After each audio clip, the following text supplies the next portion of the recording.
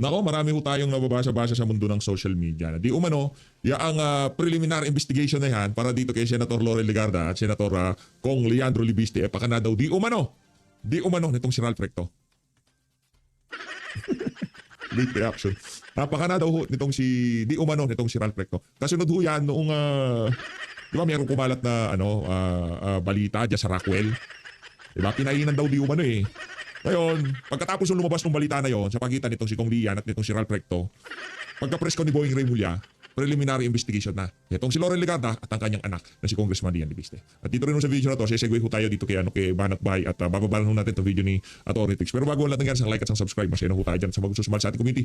Yung join button na dyan lang ho sa baba. Ayun na nga, sinagot na ho ni Senator Loren Legarda yung ibinatong mga aligasyon nitong si Boying Remulla sa kanya, sa kanyang naging press con kanina. Ito, all my public life since 1998, I have always upheld my integrity which I value dearly. This baseless allegation is a smear on my person that is totally undeserved. Panapakan natin. Swerte itong si Boying Remulla, wala na itong si Wala na itong si Enrile. Kung nandito na si Enrile, kukutusan niya si kukutusan niya si Boying Remulla. Pero ano ho yan, ika nga ang ating nakikita dito, malamang sa si Loren, maghanda-handa na ho kayo kasi mga adik ho mga kalaban nyo, di ba? Mga wala sa tamang kaisipan. Talaga ho kung tutuluyan ho kayo ng mga yan. Adik sa kapangyarihan ha. Baka ma-misinterpret tayo. Di ba naman adik sa kapangyarihan? Mantakin nyo, talagang ipinilit lang yung ombudsman na yan, di ba? Kung pagbabasihan yung talagang pamantayan ng pagiging ombudsman, hindi ho talaga pasok yung Boying Remulla na yan. Talagang pinagpilitan ho yan. Yung sinabi nitong si Congressman Egay Irice, yung pagpwesto kay Boying Remulla sa ombudsman, talagang para tirahin yung mga kalaban sa politika nitong si Marcos Jr. At yun na nga ho nangyayari. Pag nagkataon, baka mas mauna pang makulong, itong si Senator Loren Legarda dito kay Martin Romualdez. Rico. Lipat na ho tayo dito sa itong balita na to. Matindi ho ito mga kababayan eh. Pambihira talaga itong mga ANC na to. Napakabayas nyo. 3,000 lang daw. Umabot na ho na 5,000 yan eh. Pati ba naman yung bilang eh.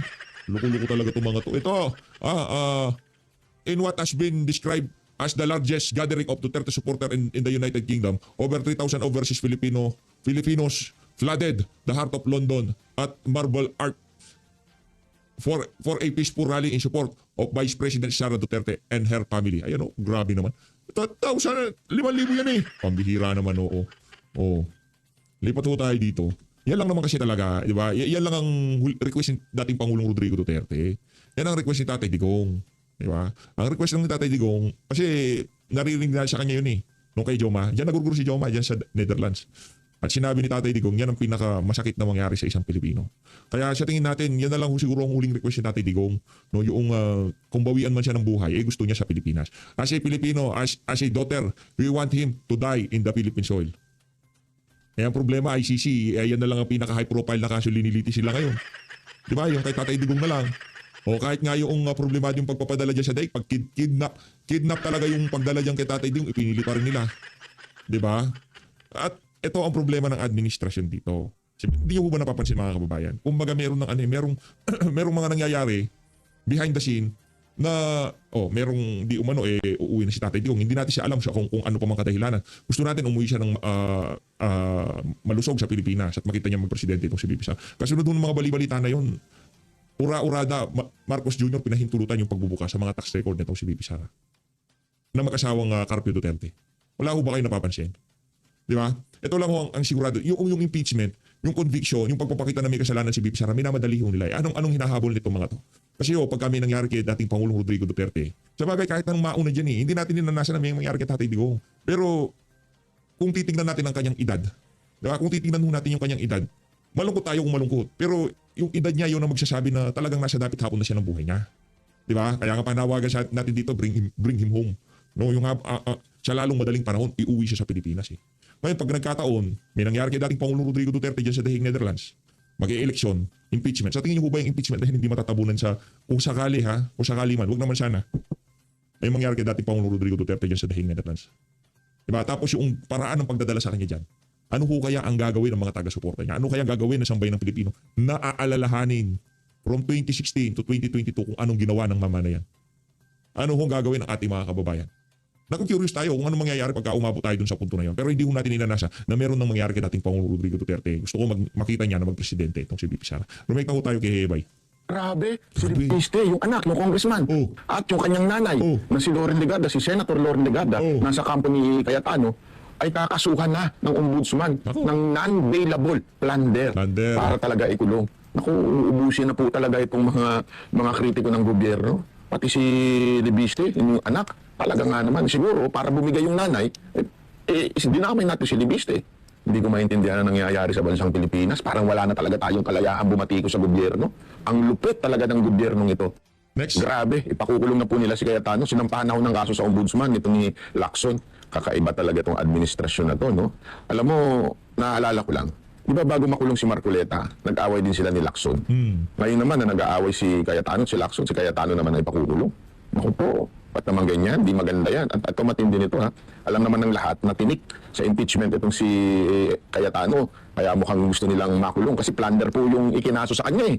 Pambihirang buhay, oo. Kawawa naman talaga ang mga lumalaban dito sa gobyerno na to dahil talagang sila ho ay pinakukulong. Kawawa naman kahit walang kaso, iniimbento. Bakit ko sinabing wala? Kasi mismong si Secretary Dizon ng DPWH, ha, napakinggan ko sa isang interview, siya mismo nagsabi walang flood control dyan sa Taguig. Tapos ngayon meron na. Ang lupit nyo, Katabs. Naku po. Ang problema kasi, Bay, di ba unang inisyu nila kay yung Alok Caldero. Di ba? Yung SEA Game. And nung na-realize nila na tatamaan si Vince Dizon at hindi maaaring gawing anggulo yon para ipakulong itong si Senator Cayetano. Kaya ngayon, para ika nga walang spillover kung tawagin, mag-focus na lang diyan sa lugar niya, no? Ngayon, di itong si Vince Dizon, hindi na makakalkal yung issue nila, o kung ano man yan, pero alam natin, tapos na yung issue na yun. Walang nangyaring walang nangyaring problema dyan sa na yan. Diba? Kasi kung meron man, talagang sumingaw. Sumingaw na yan, pagpasok pa lang ng administrasyon na to. Kaya ang kanilang, ang kanilang sisilipin na lang, itong sa Taguig, para at least, hindi involved itong si Vince Dizon. Hindi nila pinatulan yung naratibo nitong si Matibag. Ang pupukusan na lang nila, yung kay Ping Lacson. Kuyog talaga, kuyog. Alright.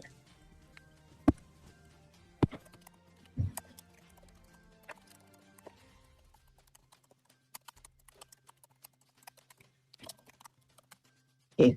So ang pag-uusapan po natin ngayong araw na ito ay yung 10th day ng impeachment proceedings kay Vice President Inday Sara at yung presentasyon ng ebidensya ng prosecution tungkol dito. As we notice, dalawa po ang kanilang inihain na witnesses, parehong dating land bank managers, si Ma'am Violeta Constantino at si Ma'am Nenita Camposano. Si Ma'am Violeta was talking about the account of the Office of the Vice President, tapos doon naman sa DepEd si Ma'am Nenita. At ang article of impeachment na dinidiscuss dito ay Article 1, which is confidential funds. So bago po tayo magpatuloy, huwag pong kakalimutan like, share, follow, and subscribe. Maraming salamat nga pala sa mga maagang nagsusuporta sa Luminous, kay Belbel, kay Lululu. Sino ba? So far, so good. Okay, thank you very, very much po. At sa lahat po ng nanonood dun sa ibang mga apps, magandang gabi sa inyo dyan sa Pilipinas. Magandang umaga kasi dito kung saan kami in this part of the world. Okay, so umpisahan na po natin. Ang unang innocent ay si Ma'am Violeta. Siya yung dating land bank manager ng that handled the OVP. Dinitel niya o kinuwento niya yung pag-encash ng 4 na cheque na 125 million pesos na ang total ay about 500 million. So in-encash ito at ang kwento niya ay na-transport daw using gym bags. I-describe niya yung encashment as unusual pero hindi niya sinabi na illegal. So same si Ma'am Nenita Camposano, nag-testify siya, ganun din sa high volume na cash withdrawals doon sa DepEd account up to about 37 million. So ang total of course is something like in the area of over 650 million pesos. Mag-umpisa, pero at the start of the impeachment, what we can note is that nag-attempt na naman magbigay ng overview ng pagpresenta ng ebidensya. This time it was Congresswoman Laila De Lima, pero nagtatalumpati siya at dun sa talumpati, meron siyang ginagawang mga conclusions of fact and law. Ang ginagawa nila is nag-attempt sila to make an opening statement similar to those that are conducted in jury trials, yung mga nakikita ninyo sa TV. Kapag jury trial kasi, yun, they're allowed to do that. You make an opening statement, you make a closing statement, and you can virtually say anything that you want, base dun sa rules ng bansa na yun. Now, in the Philippines, it is true that an impeachment proceeding is similar to a jury trial. There's only one other instance ng jury trial din sa Pilipinas, which is court martial. So, ang maganda dyan is the senators, judges, they actually act as a jury and the presiding officer is the judge. So, which is why, yung mga, I understand why people say dapat i-inhibit itong senator na to for this or that reason. I understand that completely because you're working from the experience or, how do you call this, substitute experience, meaning that you've seen on television jury trials where a juror can be inhibited for bias. Sa court-martial proceedings kasi pwedeng ganon, pwede kang magpa-inhibit. Papadisqualify ka ng juror based on bias. Meron ka ng yung unqualified, mapapadismiss mo, you don't have to give a reason. So may mga ganyan. But in an impeachment proceeding, you can. Now, Senator De Lima attempted several times, nag-oppose si Attorney Mike Poa. Ang bait-bait ni Attorney Mike na very kalmado at saka very polite pa rin yung pagkasabi. And then nag-insist siya. So si Senator Cheese naman, nung umpisa pa lang sinabi na niya, basta you don't make conclusions of fact and law, you can make your manifestation. And finally, sinabi ni Attorney Mike na they should be doing this at the formal offer. Meaning, ito, iuupo ninyo yung witness, you make a formal offer. Then ibahagi yan ng Philippine courts sa proceedings natin sa court. Bago mag-umpisa yung witness, i-explain mo sa judge kung bakit nyo siya inuupo, ano yung purpose, ano yung evidentiary purpose nun, and so on. So kunwari, Your Honor, I am presenting this witness, the testimony of this witness is formally offered for the following purposes. Number one, to prove that there is a link between the accused and the targeted person, or that there is a relationship between all of the accused, therefore, ganyan. Or that this evidence is intended to prove the following. Yan. So in this case, ano yung purpose ng they were presenting the checks. Originally, grabe ang tagal nung sa it's like watching the grass grow. Yung very tedious talaga yung i-identify mo yung mga markings on the check, mga ganyan. But unfortunately, for me, a lot of what had been presented, pwedeng mag-stipulate Pwedeng sabihin ng prosecution, would the defense like to stipulate that this is the check, that this is authentic, that this is the check in question? O pwedeng ganun na lang pero lahat ng identifying marks of every document. Now, in a regular trial, oo. Pero ano yung issue dito? Ano yung pinatutunayan? Relevant pa ba lahat ng mga signatures dyan? Pwede nang sabihin, Your Honor, would the defense be willing to stipulate? And if the defense has stipulated, accepted na fact lahat ng mga yon. Unfortunately, yun, natagalan pa tayo because hindi pa nag-stipulate. So, hi, Sir Maxi. Wala po ako sa Pilipinas.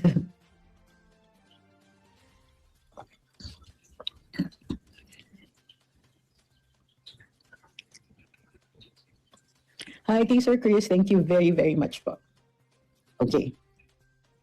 So, basically, what it boils down to is the two land bank managers testified on the day that those checks were drawn, the checks that are in question that are identified as the confidential funds. Yun yung entire purpose nun. They were trying to prove the misuse of confidential funds. So the first thing that you have to prove is that they received confidential funds. Yun yung entire purpose. And like I said, everything could have been stipulated, but they were trying to draw something. They wanted the land bank managers to characterize the transactions as irregular. Irregular, yeah. Unfortunately, they did not characterize them as irregular, but in fact said unusual. And, unusual does not equal illegal. So yun ang sinasabi rin ng defense. So actually, pwede naman sabihin ng defense, we'll stipulate o kaya, like what they did, no cross. No cross. Ano ito-cross mo? They have not proven anything that they were not willing to admit to. So, but I saw this as an entire tedious process that took up an entire day that could have just taken 1 or 2 hours at the most. Why? Because the prosecution wants to prolong the proceedings. Sabi ni Aristotle, irregular or anomalous. No. Anomalous is a conclusion of law and fact. Kasi to say anomalous, you have to say that, there is a law, there is an act that violated that law.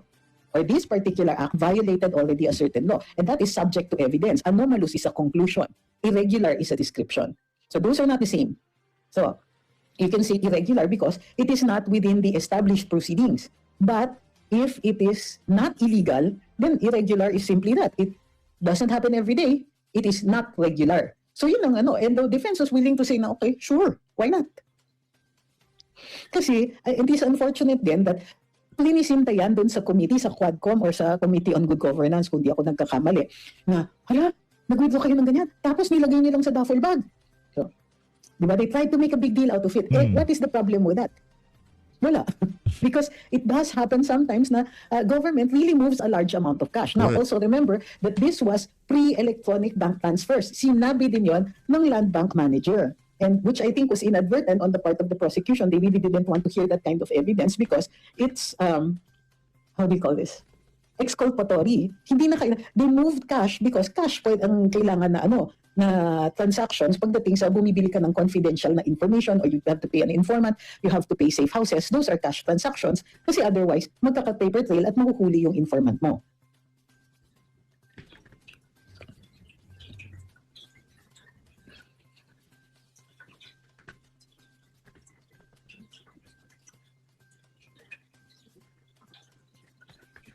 Okay, wala pa ako nakikitang tanong. Ayan. Bakit po ginagawa ni De Lima yun? Kasi pinayagan sila. Ano yung purpose niya? To make prejudicial statements. Maririnig kasi yan yung mga tao like the audience na hindi naman mga abogado, hindi naman instructed like a jury is instructed to rely on facts that are established by evidence. Maririnig nila yung talumpati ito sasabihin, ayan, totoo pala. Pero wala pang napapatunayan. So they are highly prejudicial and that's why they wanted to say it. Baka makakonvince Wala na nga kukumbinsihin. Tapos, yung ginagawa niyan kay Sen. Loren Legarda, sa tingin niyo ho, meron pang makukumbinsing mga official sa Senado, mga senador, mga taga-oposisyon? Wala na. Wala na. Taga-minority? Hindi na sila magpapakumbinsi. Pagka meron pang isang nakulong dyan, kahit ano pang ilatang nilang ebidensya dyan, hindi talaga nila i-convict si Vice President Sara Duterte. Tapos ang usapan. Ganun lang ho yung mga kababayan. Oo, sabi ni PTRV. Similar with the sly innuendo of Senator Tulfo and Senator Risa with the tone na, first time. First time, no? Totoo yan. Tama yan po. That's a good observation. Sabi ni Vernel, sa kaalam ko lang, ang prosecution gusto lang pahiyain ng VP kahit legal ang proseso, gawin nilang mali. Hi kay Ma'am Julieta. Ay, nasa Gothenburg ka sa Sweden. I've been there. Sa university. Good evening, Miss Pamela. Hi, Sir Enrique Kent. Sabi ni Rian, sana tinanong ni Attorney po, bakit hindi sa maleta nilagay, bakit sa duffel bag, para ma-remind na may mga contractors na senators. Unfortunately, strike out lang po yan as incompetent yung witness kasi yung witness, land bank manager, hindi naman sila congressman, hindi naman sila tagahatid, hindi naman dating Marines, gano'n. If Senator Marcoleta had been granted to join the impeachment, ano po magiging impact? Hindi po natin alam. That is pure conjecture on our part. All we know is that Senator Marcoleta is an extremely good lawyer and with lots of experience behind him. So, what I can say is he could be far more competent than some of the other senator judges. Sabi ni Ma'am Patricia, yung mga questions din ng senators, puro leading para ma-validate yung narratives nila. This is what is different with the jury trial. Di ba pag jury trial yan, hindi pwede jurors. Pero sa atin, syempre, kasi senators, judges sila, pwede yan. Pwede sila. Sabi ni Sir Daniel, pwede bang bayaran ng check yung informant? Ginagawa lang nilang ng malis yung cash withdrawal sa bangko. Oo, but I don't think it worked. If the prosecution continues providing insufficient evidence for the impeachment complaint, will this impeachment trial take like 62 days? It could. Sila naman yung nagko-control Pwede silang magbagal sa presentation nila, pwede rin sila magmadali.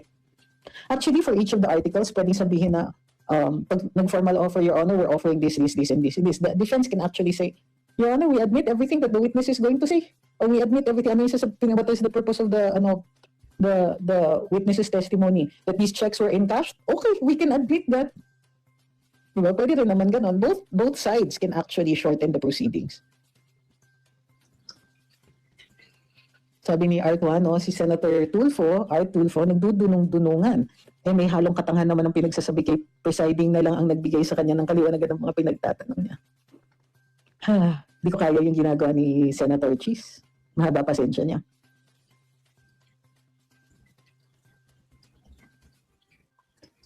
The Senator Lisa tried to insist that unusual means illegal to make it look bad to the public. Perhaps. Okay. So yun, and that was dated. Sabi nga, ika nga ni John Reiter, that could have been an email. Diyos ko, nag-ano pa tayo. Ang daming pwedeng i-admit na lang dyan, ang daming pwedeng i-stipulate, they still presented it. And parang it felt to me like a monumental waste of time. Not that the evidence should not have been admitted. Okay naman yun, yung mga cheque, ganyan. But these could have been stipulated to begin with. Instead, we let Congressman Joel Chua, who mind you was a lawyer before he became a practicing lawyer before he became a congressman. The Senate just let him drone on and on and on. Well,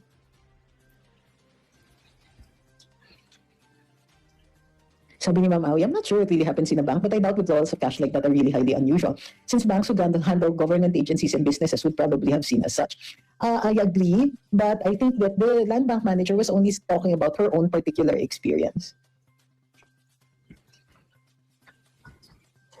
Kasi hatok pa rin ako. How to dun sa sinabi ni Senator Erwin Tulfo na ang minority ang humaharang sa flood control investigation. Did he offer any evidence? Did he identify anybody? It is also possible na sinasabi ng, baka sinasabi ng minority, sige, mag-schedule kayo ng Blue Ribbon, meron tayong impeachment on that day. Mga ganyan. Wala tayong details Wala akong nakitang detalye pa dun sa sinasabi niya, and the devil is in the details. So, ang daming pwedeng dahilan yan, and many of them perfectly reasonable. Sabi ni Rain, pwede po ba ma-cite in contempt si De Lima sa ginagawa niya sa opening speech niya? Only if she was insistent and consistently disobedient. Yun, contempt na yan. Bakit pwede sa budget, PI, healthcare, di makatulong sa mahihirap? 24 pa rin ba threshold vote sa Senado? Yes po, wala namang sinasabi ang Korte Suprema dyan at wala namang tumutol o nagmosyon sa mga senador.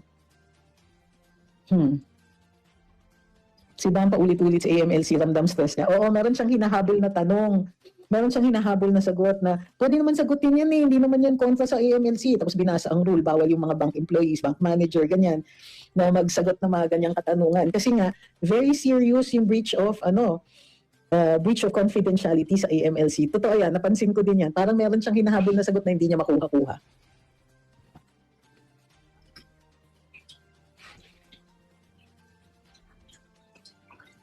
Second week of August po, more or less, Ma'am Fuki.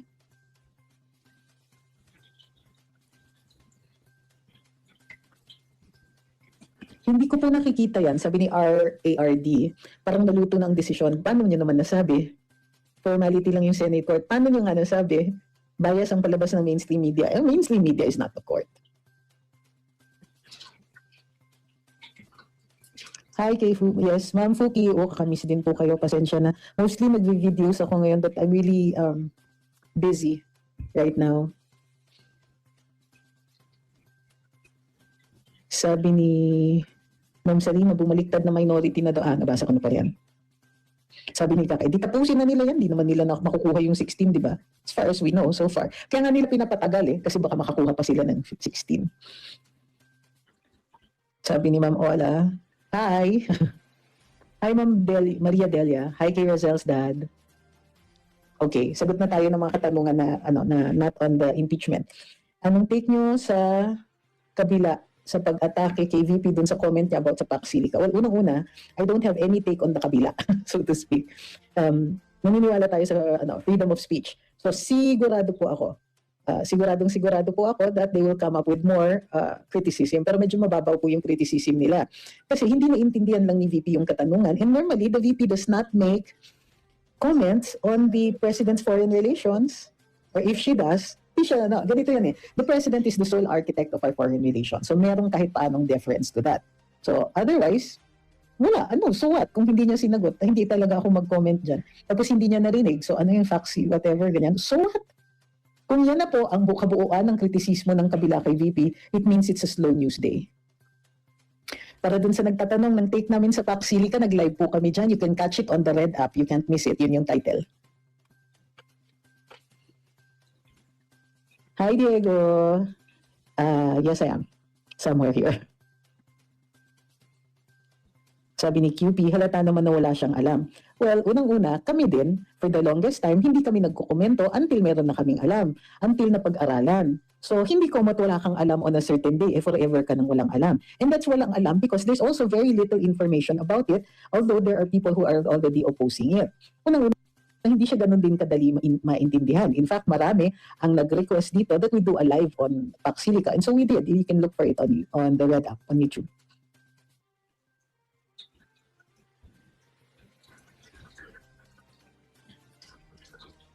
May ethics complaint daw si Senator Pia. I wouldn't worry about Senate ethics complaints. None of them ever amount to anything.